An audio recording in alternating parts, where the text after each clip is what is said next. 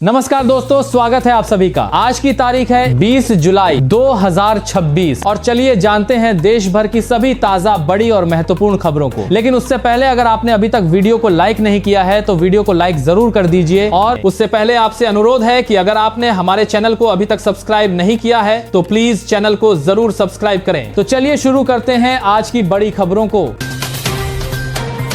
LPG gas cylinder इस्तेमाल करने वालों के लिए बड़ी खुशखबरी आई है। बीपीसीएल ने भारत गैस लाइट जिप नाम से नया हल्का एलपीजी सिलेंडर लॉन्च किया है। यह पारंपरिक स्टील सिलेंडर की तुलना में काफी हल्का है, जिससे इसे उठाना और ले जाना आसान होगा। कंपनी के मुताबिक पहले चरण में इस सिलेंडर की शुरुआत की गई है और 15 अगस्त तक इसे देश के 100 शहरों में उपलब्ध कराने की तैयारी है। इसके साथ ग्राहकों को फास्ट डिलीवरी और तुरंत नया कनेक्शन जैसी सुविधाएं भी मिलेंगी।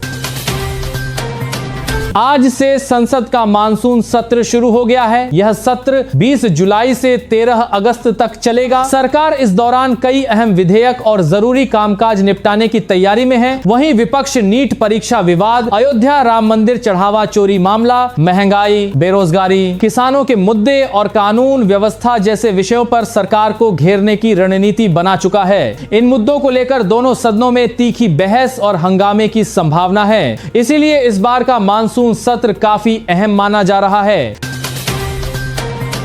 बारिश का इंतजार कर रहे लोगों के लिए अच्छी खबर है। इसरो की सैटेलाइट से मिली नई तस्वीरों में भारत के करीब 2/3 हिस्से पर घने बादल छाए दिखाई दे रहे हैं। इससे साफ है कि मानसून फिर से पूरी तरह सक्रिय हो गया है। मौसम विभाग ने अगले कुछ एक दिनों में दिल्ली, उत्तर प्रदेश, बिहार, राजस्थान, मध्य प्रदेश, महाराष्ट्र, हिमाचल प्रदेश, उत्तराखंड और पूर्वोत्तर के कई राज्यों में भारी बारिश की चेतावनी जारी की है। लोगों से मौसम विभाग की सलाह का पालन करने और जरूरत पड़ने पर ही घर से बाहर निकलने की अपील की गई है।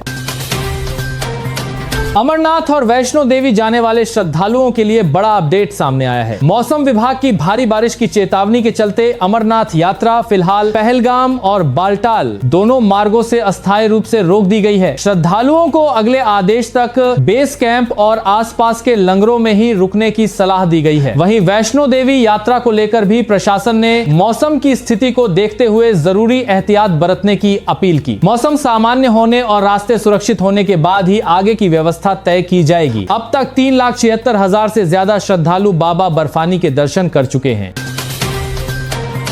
राम मंदिर चढ़ावा चोरी मामले को लेकर सियासत तेज हो गई है। कांग्रेस नेता राहुल गांधी और मल्लिकार्जुन खड़गे ने प्रधानमंत्री नरेंद्र मोदी को पत्र लिखकर राम मंदिर ट्रस्ट के चढ़ावे से जुड़े कथित गड़बड़ी मामले की स्वतंत्र और निष्पक्ष जांच की मांग की है। दोनों नेताओं का कहना है कि लाखों श्रद्धालुओं ने आस्था के साथ दान दिया है, इसलिए पूरे मामले की पारदर्शी जांच होनी चाहिए और दोषियों पर सख्त कार्रवाई की जानी चाहिए। उन्होंने इस मुद्दे पर प्रधानमंत्री की चुप्पी पर भी सवाल उठाए हैं।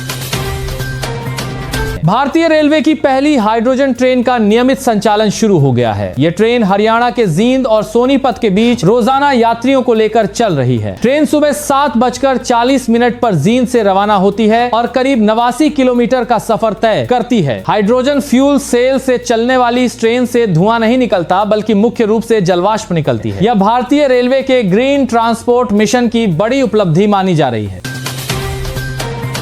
अस्पताल में भर्ती सोनम वांगचुक ने देशवासियों के नाम बड़ा संदेश जारी किया है। उन्होंने कहा कि 20 जुलाई को संसद तक होने वाला मार्च सिर्फ एक प्रदर्शन नहीं, बल्कि आजादी का दूसरा आंदोलन है। वांगचुक ने लोगों से बड़ी संख्या में शांतिपूर्ण तरीके से इस मार्च में शामिल होने की अपील की और कहा कि लोकतंत्र में अपनी बात रखना हर नागरिक का अधिकार है। बिजली उपभोक्ताओं के लिए बड़ा अपडेट सामने आया है। उत्तर प्रदेश में 1200 यूनिट से कम बिजली खर्च करने वाले कई उपभोक्ताओं को भी अब रियायती बिजली दर का लाभ नहीं मिलेगा। पावर कॉर्पोरेशन ने साफ किया है कि सिर्फ कम यूनिट खर्च करना ही काफी नहीं होगा, बल्कि तय की गई सभी पात्रता शर्तें पूरी करनी होंगी। नए नियम लागू होने के बाद कई उपभोक्ताओं का बिजली बिल पहले से ज्यादा आ सकता है। सोनम वांगचुक को दिल्ली हाईकोर्ट से बड़ा झटका लगा है। कोर्ट ने उनकी पत्नी की उस मांग को फिलहाल खारिज कर दिया जिसमें उन्हें निजी अस्पताल में शिफ्ट करने की बात कही गई थी। अदालत ने कहा कि वांगचुक की बिगड़ती सेहत को देखते हुए सरकार का उन्हें अस्पताल में भर्ती कराना उचित कदम था। कोर्ट ने माना कि वांगचुक खुद इलाज के लिए अस्पताल नहीं गए थे, इसलिए सरकार को हस्तक्षेप करने का अधिकार था। साथ ही डॉक्टर लगातार उनकी सेहत पर नजर बनाए हुए हैं।